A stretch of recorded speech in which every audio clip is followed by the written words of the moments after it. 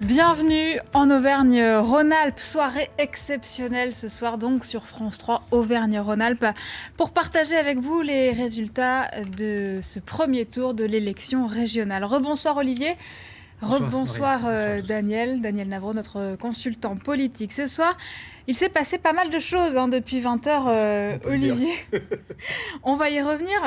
D'abord, je vous laisse refaire le point sur les premiers résultats, qui sont toujours des résultats partiels. Oui, bien sûr, c'est des estimations, vous le savez, de notre partenaire Ipsos Teria, donc pour France Télévisions et France Bleu. On va les regarder parce que c'est quand même après la question de l'abstention, on y reviendra. Mais voilà, ces résultats, c'est quand même le coup de tonnerre cette élection. Vous le voyez, Laurent Wauquiez largement en tête, 42,7% des voix estimées. Fabienne Grébert, donc en deuxième position, quasiment 15% des suffrages. En troisième position, on retrouve Andrea Cotarac, 12,7%. Et puis Najat Vallaud-Belkacem, autour des 11%.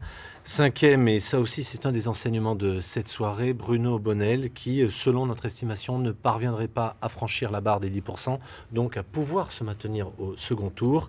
Cécile Cukierman, pour le Parti communiste et la France insoumise, réalise 5,9% des suffrages. Suivent derrière Chantal Gomez pour Lutte ouvrière à 2%, Sheila Gilles pour Union essentielle à 0,7% et la liste donc de l'Union des démocrates musulmans français ferme la marche à 0,5%. On le disait, il s'est passé pas mal de choses depuis 20h et on va rebalayer tout ça avec vous. Parmi les images fortes ce soir, il y a eu celle de Fabienne Grébert. Fabienne Grébert qui a presque gagné, qu'on a vu très souriante, presque triomphale dans son QG. Fabienne Grébert qui arrive donc en deuxième position, pourtant très loin derrière Laurent Wauquiez, mais en tête de la gauche, en tête des gauches. Et c'est donc elle, ce soir, qui est en train de rassembler pour mener une liste des gauches, donc au second tour. Regardez un peu l'ambiance au QG de Fabienne Grébert.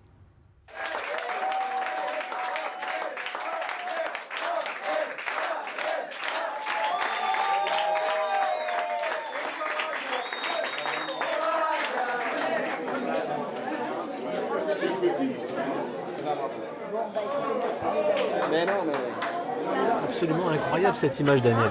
On a l'impression, on aurait pu voir ça en fait dans le camp de Laurent Wauquiez ce soir, alors que c'était parfaitement, il n'y avait rien quasiment. Comment vous l'expliquez ? On a gagné, oui, ils ont gagné la première bataille, et la première bataille, c'était d'être en tête des gauches. Ils sont, en Auvergne-Rhône-Alpes, en tête des gauches, et donc ce sont eux qui mènent la danse, ce sont eux qui deviennent le parti pivot. Donc, ils ont gagné de ce point de vue, effectivement. Ils ont raison, c'était leur première bataille. Reste la seconde bataille à mener avec cette liste d'union des gauches. Fabienne Grébert qui a retrouvé Najat Vallaud-Belkacem il y a quelques instants en préfecture. Elles se sont vues, elles se sont certainement mises d'accord pour le second tour et elles ont pris la parole. Je vous propose de les écouter. Bonsoir. Voilà, j'étais en train de parler de ça. Mon masque parce que du coup je suis la seule. Voilà. J'étais en train d'expliquer que j'allais faire campagne avec enthousiasme avec toi, naturellement. Écoute, merci Najat, merci pour tes mots et on va se retrouver tout à l'heure. Et moi je suis ravie de faire campagne avec toi pour cette deuxième semaine et qu'on puisse mettre toutes nos forces respectives et tous nos électorats respectifs pour gagner cette région, et je crois que si on mobilise les abstentionnistes, on va y arriver. Ça peut que être mieux que le premier tour, honnêtement. Oui, tout à fait. Vous pensez pouvoir battre le président sortant ? Mais oui, on va battre le président sortant. Vous allez voir la force des femmes réunies pour battre Laurent. Je te laisse commencer, t'es arrivée première. Écoutez, moi je crois qu'on a une véritable opportunité là ce soir. 2 femmes, et bientôt 3, je l'espère, réunies pour gagner cette région. C'est notre projet, on sait qu'on a des affinités, on sait qu'on va faire le maximum pour mobiliser les abstentionnistes. C'est vraiment un enjeu majeur. Je suis touchée du fond du cœur quand j'entends des mères de famille me dire il n'y a pas d'avenir pour nos enfants, je ne peux pas entendre ça. Et je voudrais dire que nous allons offrir un avenir aux enfants de cette région et qu'il faut se mobiliser pour aller voter dimanche prochain dans les urnes. Je vous en conjure pour éviter le pire. Vous avez parlé d'une troisième femme, c'est Cécile Cukierman. Est-ce qu'aujourd'hui, la fusion de vos 3 listes est possible? Est-ce qu'il y a des mésententes aussi sur certains points? Est-ce que vous allez les dépasser ce soir? Écoutez, je crois que nous avons tout intérêt à nous allier toutes les 3 ce soir. C'est votre sentiment aussi, Najat Vallaud-Belkacem? Moi d'abord, je suis très contente parce que honnêtement, le rassemblement notamment de la sociale, l'écologie, c'est quelque chose que j'appelais de mes voeux depuis longtemps. Je pense qu'en fait, ce qui est très enthousiasmant dans ce second tour que nous allons mener ensemble, c'est qu'une nouvelle histoire s'écrit pour la gauche. Je pense sincèrement que ce soit pour cette élection régionale ou que ce soit l'an prochain pour la présidentielle, nous n'arriverons pas à retrouver la place qui devrait être la nôtre dans le paysage politique, la gauche, si nous ne sommes pas unis. Donc moi je suis très contente aujourd'hui de pouvoir commencer cette semaine de second tour avec Fabienne Grébert, avec Cécile Cukierman qui nous rejoindra, je n'ai pas de doute sur le sujet, ensemble, la gauche, pour convaincre, mais pas simplement convaincre qu'il faut déloger Laurent Wauquiez, convaincre de son projet, de cette alternative que nous proposons, à la fois pour mieux protéger les habitants, les citoyens, mais aussi pour préparer l'avenir. Voilà, donc notre équipe sur le terrain vient de nous dire que pas Cécile Cukierman, pas du tout, que Fabienne Grébert, et Najat Vallaud-Belkacem sont en ce moment ensemble. Elles sont en train de négocier 2 rendez-vous à venir. D'abord, demain à 14h, elles donneront une conférence de presse. Et puis, je vous rappelle que le dépôt des listes pour le second tour, c'est avant mardi 18h. Daniel, qu'est-ce qui se joue? Qu'est-ce qui se décide pendant ces négociations? 2 choses se décident. La composition de la liste, donc désigner les candidats qui seront éligibles, et donc ils seront appelés de conseillers régionaux, et d'autre part, négocier, dans l'éventualité d'une victoire, le futur exécutif. Et là, ça va négocier, serré, très Daniel, dur. excusez-moi, on négocie déjà l'exécutif en C'est cas de victoire? normal, quand on fait un accord, il y a déjà l'accord sur la présidence, ce serait Fabienne Grébert. Mais donc derrière, il y a également la répartition des forces au sein de l'exécutif. Ça fait partie de la négociation de la même manière que celle de la composition de la liste. Et les postes clés sur lesquels ça va peut-être grincer des dents, jouer des coudes? Les postes clés, ils n'en seront pas là. Non, ce sera sur le nombre de vice-présidences. C'est déjà beaucoup, vous savez, d'arriver à s'entendre sur ces 2 thématiques. Mais c'est déjà également sur les listes, très concrètement, les éligibles, avec 3 listes, avec effectivement homme-femme, homme-femme. Enfin là, j'ai noté quand même le côté très féministe de nos unionistes de gauche. On n'en est quand même pas là du tout. Hein. On n'en est pas là du tout, parce que la réalité aujourd'hui arithmétique, j'entends effectivement le discours qui a été donné tout à l'heure. Mais la méthode, elle est là. La méthode, elle est là, on est d'accord. Je voudrais quand même aussi qu'on écoute Laurent Wauquiez. Il y avait un décalage dans cette soirée entre d'un côté, en fait, quasiment une liesse, notamment chez Europe Écologie Les Verts, et puis on le voit dans les sourires, là, entre Najat Vallaud-Belkacem et Fabienne Grébert, et puis une forme de... je ne sais pas comment prédire, à la fois de calme, de distance, presque limite la modestie. De sobriété, voilà, le terme, c'est sobriété, chez Laurent Wauquiez, dont on va entendre un extrait du discours qu'il a donné en début de soirée. Je crois à l'importance des caps clairs. Je crois à la nécessité d'avoir de la constance dans ses convictions et de s'y tenir.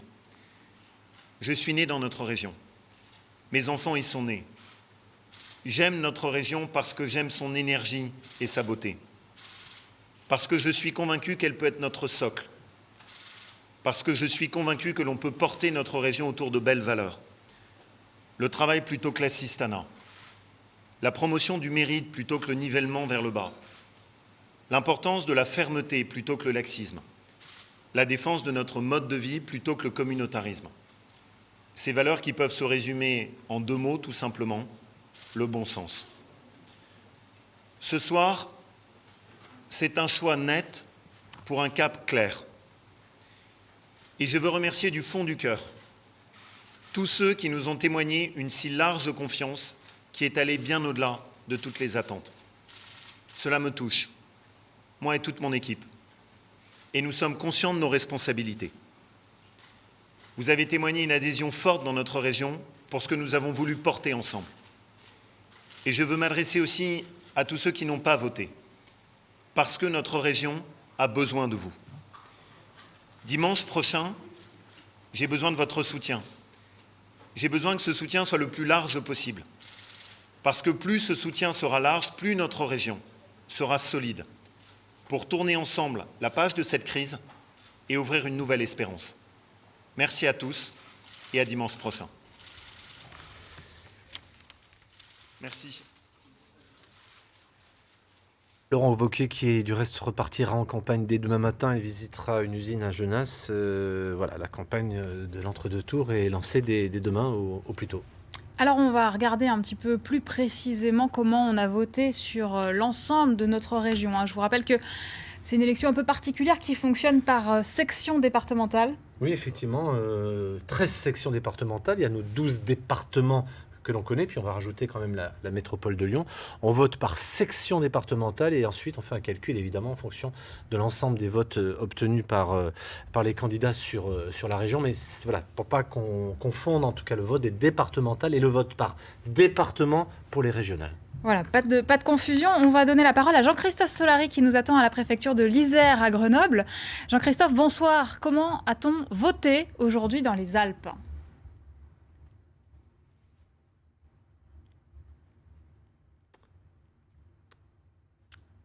Président sortant Laurent Wauquiez cartonne véritablement en Haute-Savoie et en Savoie avec plus de 44% des voix. Il plaît décidément à cet électorat de la droite libérale de ces départements et c'est au détriment du Rassemblement national puisque Andrea Cotarac, qui est à 12,7% en Haute-Savoie, alors qu'il est bien plus haut, le RN en Isère, 14,90%, quand Laurent Wauquiez est là à 36,69% des voix. Autre chose à noter, Marie, c'est la poussée du vote écologiste en Haute-Savoie. Fabienne Grébert est à 18,50% des voix. Elle est à 15,34% des voix en Savoie. Alors deux raisons à cela. Son origine au Savoyard, elle a un véritable ancrage local et puis aussi la préoccupation pour les questions environnementales, notamment dans la vallée de l'Arve. Vous le savez, les niveaux de pollution sont alarmants. Fabienne Grébert qui est soutenue par le maire écologiste Éric Piolle, le maire de Grenoble, qui voit là sans doute une nouvelle pierre dans l'arc humaniste qu'il entend construire en vue de la présidentielle avec cette opposition frontale à Laurent Wauquiez de Fabienne Grébert. Merci Jean-Christophe Solari. Il nous en a manqué quand même un morceau. On essaiera peut-être de retrouver Jean-Christophe un peu plus tard. Olivier, vous nous emmenez en Auvergne ? Oui, on voudrait savoir effectivement comment l'Auvergne et les départements auvergnats ont voté. On va retrouver pour ça notre collègue de France 3 Auvergne, Fabien Gardillon. Est-ce que vous pouvez nous dresser un petit tableau effectivement du vote chez vous, Fabien ? Eh bien oui, Olivier, c'est très simple. Si l'Auvergne avait voté seule, eh bien, il n'y aurait pas eu de deuxième tour. Ici, Laurent Wauquiez écrase ses concurrents. 67,7% des voix en Haute-Loire. C'est son fief électoral, c'est presque logique. Mais ces scores sont aussi très hauts dans les autres départements auvergnats. Dans le Cantal, il est à plus de 68% selon des résultats partiels, à près de 54% dans l'Allier.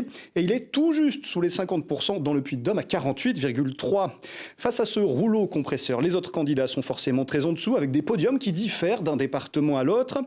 En Haute-Loire, Fabienne Grébert, deuxième, et sous les 9%, suivi de Najat Vallaud-Belkacem à 6,95.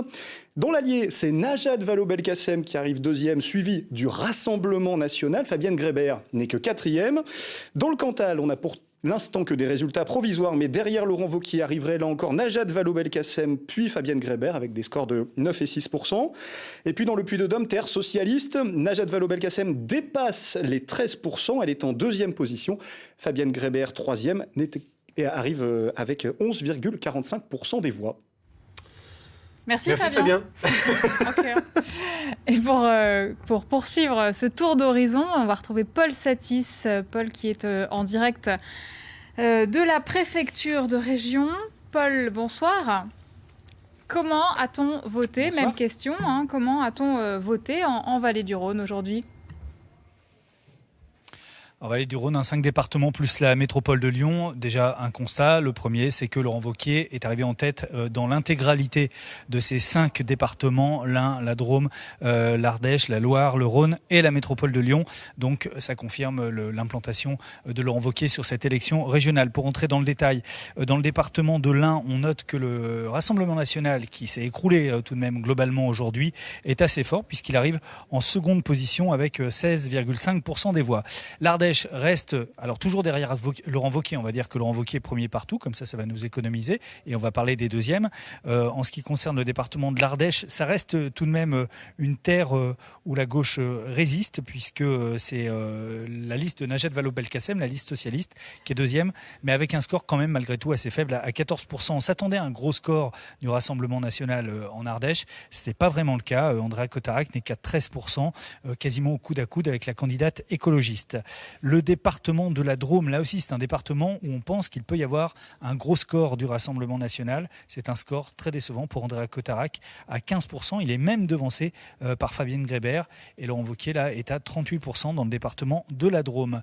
Le département de la Loire, là c'est un triomphe pour Laurent Wauquiez, 46% des voix sur le département de la Loire, qui est traditionnellement un département de droite. Aux élections départementales, la droite domine quasiment depuis l'après-guerre. C'est aussi un département où le Rassemblement national est censé être fort. Eh bien, il ne l'est pas. 14%, même si Andréa Cotarac est en seconde position. On note quand même une petite percée des écologistes dans ce département à plus de 11% pour Fabienne Grébert. Et on en vient maintenant au département du Rhône. Le Rhône, c'est-à-dire le nouveau Rhône, hors de la métropole de Lyon, sur 96% des voix dépouillées. Là, évidemment, c'est un département, lui aussi, qui est très à droite. Les départementales le montrent. Laurent Wauquiez est à quasiment 47%. Et en deuxième position, au coude à coude, on a Fabienne Grébert et Andréa Cotarac. Enfin, la métropole de Lyon. Alors, c'est un cas un peu plus particulier, la métropole de Lyon. C'est un cas politiquement intéressant parce qu'on attendait de voir quel serait le score des écologistes qui ont pris la métropole de Lyon l'année dernière au municipal.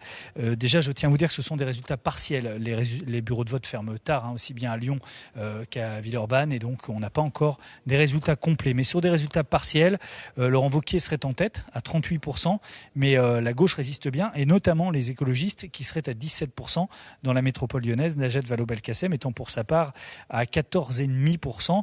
Donc finalement, on a droite et gauche qui sont à peu près à égalité. C'est intéressant aussi de voir quel est le score de Bruno Bonnell dans la métropole lyonnaise. Alors, je vous ai dit une petite bêtise, il a 14,5 Bruno Bonnell. Il fait son meilleur score dans la métropole lyonnaise, alors qu'il s'est écroulé un peu partout. Ça reste aussi, Lyon, une terre de Macronie, puisque Bruno Bonnell est un des marcheurs de la première heure. Et enfin, le score du Rassemblement national est très faible, mais ça, c'est aussi traditionnel dans la métropole.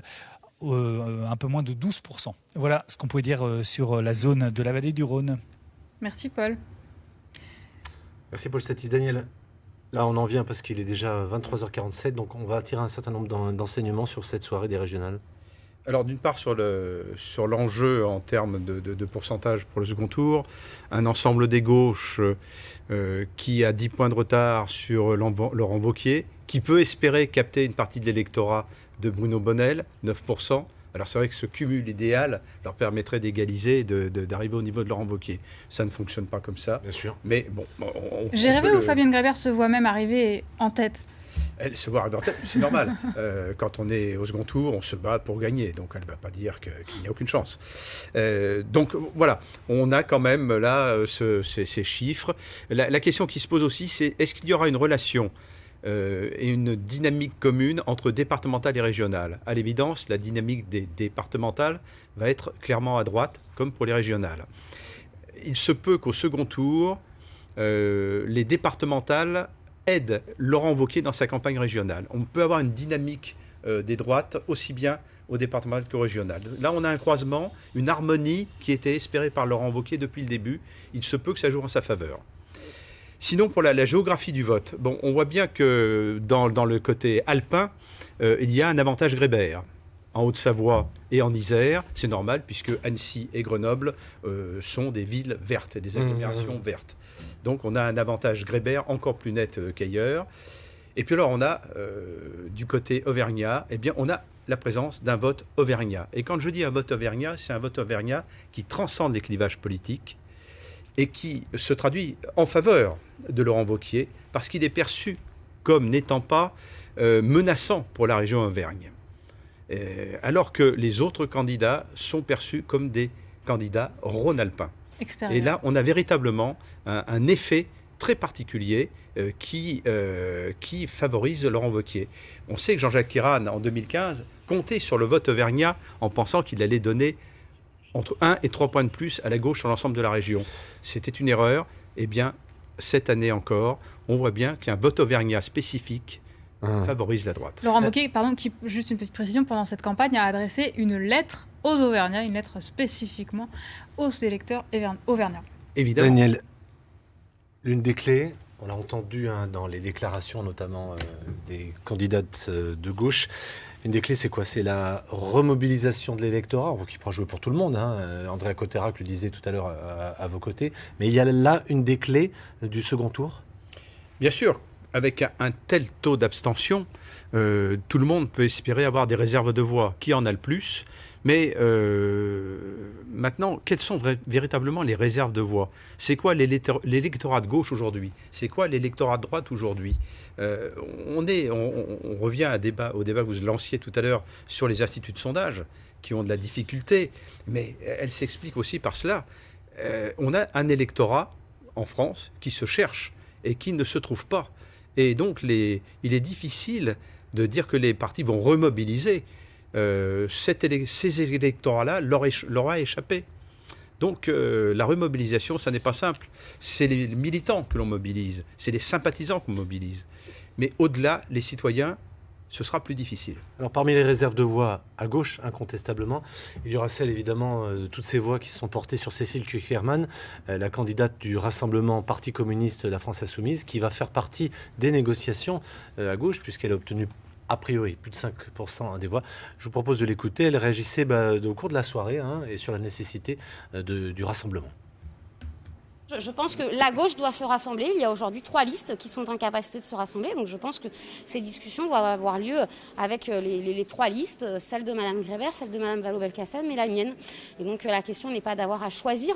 Je crois qu'il y a une responsabilité. D'ailleurs, et l'une et l'autre avaient pris des engagements publics. Donc je ne doute pas que ces engagements publics vont ce soir être tenus. Je crois que c'est cela aussi, faire vivre la démocratie. Et donc nous avons cette responsabilité collective du respect du score de ce premier tour pour construire pour construire une fusion de listes d'ici mardi pour pouvoir la déposer en préfecture. Voilà, et l'autre enseignement, l'autre temps fort de cette soirée électorale, c'est la bérésina du côté de la majorité présidentielle. Bruno Bonnell, le candidat LREM, ne passera vraisemblablement pas la barre des 10%. Ça veut dire qu'il ne peut tout simplement pas se maintenir au second tour. On l'écoute, nous l'annonçons tout à l'heure sur notre plateau. La déception, elle est réelle. Si on n'est pas à second tour, c'est comme rater les quarts de finale d'un championnat du monde à l'échelle de la région. Ça veut dire que on a fait tout ce qu'on a pu. D'ailleurs, je veux profiter de 5 secondes pour féliciter à la fois tous nos militants et les efforts de ma famille, parce que moi j'ai 2 petites filles qui ne m'ont pas vu pendant 3 mois et je veux leur faire un petit coucou ce soir. Mais en dehors de ça, c'est une déception réelle, mais qui, je le répète, profite surtout aux sortants d'une façon nationale, qui n'est pas un marqueur politique. Mais donc, si je comprends bien, si vous n'atteignez pas les fameux 10%, vous ne fusionnerez avec aucune autre liste. Avec aucune autre liste. Donc vous ne serez pas. Donc la majorité présidentielle ne sera pas au second tour. La majorité présidentielle ne sera pas au second tour. Bon, Marie le disait, c'est l'autre enseignement de cette soirée. C'est, je ne sais pas comment le dire, l'effondrement du parti présidentiel, Daniel. Est-ce que c'est une surprise, ça, ce soir, selon vous? Non. L'effondrement d'un parti qui n'existe pas vraiment n'est pas vraiment une surprise, parce qu'il n'existe pas véritablement en tant que parti. Il n'existe pas en structure départementale ou régionale. Il n'a pas véritablement de militants comme d'autres partis. Ce qui va être intéressant de voir, c'est comment vont se comporter les élus et responsables de la majorité présidentielle dans l'entre-deux tours. Ils ne vont pas participer en tant que liste au second tour, mais vont-ils prendre la parole? Vont-ils s'exprimer de manière harmonieuse ou cacophonique? Ça va être intéressant de voir comment ils se positionnent, notamment par rapport à Laurent Wauquiez. Est-ce qu'ils vont prendre part au débat ou opter pour le silence? Je ne sais pas. C'est un des éléments qu'il faudra observer dans le courant de la semaine, du côté notamment des parlementaires marcheurs dans notre région. D'autant qu'il n'y a pas qu'en Auvergne-Rhône-Alpes que c'est catastrophique pour La République En Marche. C'est catastrophique d'une manière générale. C'était la stratégie qui était celle de l'Élysée et du gouvernement, c'était de camoufler l'échec incontournable des régionales par une complexification de la vie politique en le nationalisant, pour tout dire. Je le mentionnais tout à l'heure, les vents sont défavorables pour la majorité présidentielle ce soir, parce qu'effectivement, la droite et le centre-droit d'opposition s'en sortent beaucoup mieux que prévu. Certes, ils vont avoir le combat des chefs qui va très vite venir, mais leur socle est bien là. Et donc, la fameuse décomposition aboutie de la droite n'est peut-être pas tout à fait à l'ordre du jour. Et en plus, on parlait, souvenez-vous, Marie, on le disait, cette élection régionale, c'était peut-être une primaire à droite pour permettre de dégager un potentiel candidat pour la présidentielle de 2022. Ça, c'est un autre débat. Là, il y aura un combat des chefs, incontestablement. Et Laurent Wauquiez s'est replacé ce soir un peu dans cette compétition ? Il est dans cette compétition. Très clairement. Il est clairement dans cette compétition et il va faire entendre sa voix, c'est une certitude. Participera-t-il au processus de départage des candidats s'il y en a un ? On le verra, mais en tout cas, il ne sera pas silencieux comme il l'a été depuis 2 ans. Une voix qu'on n'a pas encore entendue ce soir, on a eu le maire de Clermont-Ferrand, le maire de Grenoble. Et bien voilà le maire de Lyon, Grégory Doucet. Écoutez sa réaction. Fabienne Grébert est la grande surprise de ce premier tour. On la donnait 5e, 4e, parfois 3e dans les sondages. Voilà. Au mieux, Fabienne est arrivée 2e. Ça veut dire incontestablement, c'est à Fabienne Grébert qu'on confie le leadership pour rassembler, et j'appelle au rassemblement, les forces de gauche avec les forces écologistes que Fabienne avait déjà réussi à rassembler au premier tour. Et quand on fait, on va dire, un peu d'arithmétique, on voit véritablement que ce bloc de l'écologie, de la justice sociale, du renouvellement démocratique qui nous rassemble, eh bien, il peut l'emporter le 27 juin, si bien évidemment on parvient à mobiliser pour ce deuxième tour. Minuit approche et donc le terme de cette soirée spéciale élection régionale. Le second tour, c'est dimanche prochain et vraisemblablement, Olivier, ce ne sera pas une quadrangulaire comme on s'y attendait, mais plutôt une triangulaire. Et oui, on va revoir donc notre estimation qui sera à mon avis très très proche du résultat définitif que vous verrez demain dans vos différentes éditions sur France 3. Donc Laurent Wauquiez, ce soir, grand vainqueur de ce premier tour. Il l'obtiendrait aux alentours de 42, un peu plus de 42% des suffrages. Donc ça, c'est une confirmation, mais qui va au-delà de toutes les estimations qu'on avait jusqu'à présent. L'info du soir, même s'il est 30 points derrière quasiment, eh bien, c'est le fait que les écologistes ont pris la tête de l'union des gauches, comme se plaît à le dire Daniel Navreau. Ça, c'est pas seulement du reste chez nous en Aura, mais également dans d'autres régions. En 3e position, et c'est l'autre information importante de la soirée, eh bien, c'est l'effondrement du Rassemblement national. Andrea Cotterach, crédité d'un peu plus de 12% des suffrages, suit derrière Najat Vallaud-Belkacem, le Parti socialiste qui est bien mal en point, encore une fois, ce soir en Aura, mais même ailleurs en France, avec 11% des voix. L'autre information, on vient en parler dans l'instant, eh bien c'est le parti présidentiel qui était conduit par Bruno Bonnell, La République En Marche, qui n'obtiendra pas sa qualification pour le second tour. Et suit derrière, donc, Cécile Cukierman, Chantal Gomez de Touvrière, et puis les 2 listes, on va dire, extrêmement minoritaires. C'est ça les enseignements de cette soirée, Daniel, et on en restera là. Nous sommes d'accord. Vous aviez droit à une petite vingtaine de secondes pour une dernière analyse. Oh, mais écoutez, je sais Bruno Bonnell aime aussi se présenter comme LREM et MRSL, le mouvement radical, donc social et libéral. Donc Voilà pour cette anecdote de conclusion. Merci à tous, en tout cas. Merci à nos invités, bien sûr. Merci à toutes les équipes de France 3 Auvergne-Rhône-Alpes, sans lesquelles rien n'aurait été possible ce soir. Merci à vous, Daniel. Et merci à vous, Olivier. Et puis, bien sûr, un grand merci à vous qui nous avez suivis jusqu'au bout, jusqu'à minuit. Rendez-vous demain dans nos JT, dans nos journaux. Journal JT dès midi et à 19h dans les Alpes, en Auvergne et en Rhône-Alpes. Et puis, un rendez-vous important pour cette campagne avant le second tour.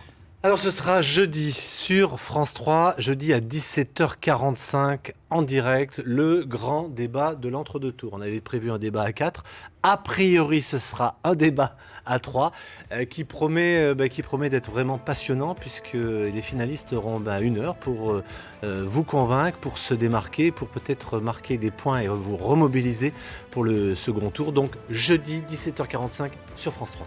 Voilà, débat d'entre-deux tours. que vous présenterez, Olivier, avec notre consoeur Pauline Allo. On se retrouve, je l'espère, dimanche prochain, dès 20h, un peu avant même, comme ce soir, pour le dénouement de ces élections régionales et les élections départementales. Nous ne les oublions pas non plus. On vous souhaite de passer une très belle fin de soirée et puis une bonne nuit. Un dernier mot ? Oui, très bonne bon nuit. résultat. Puis bien sûr, on a les résultats sur Internet, évidemment. Voilà, très bonne soirée à tous. Merci de nous avoir suivis. À dimanche prochain.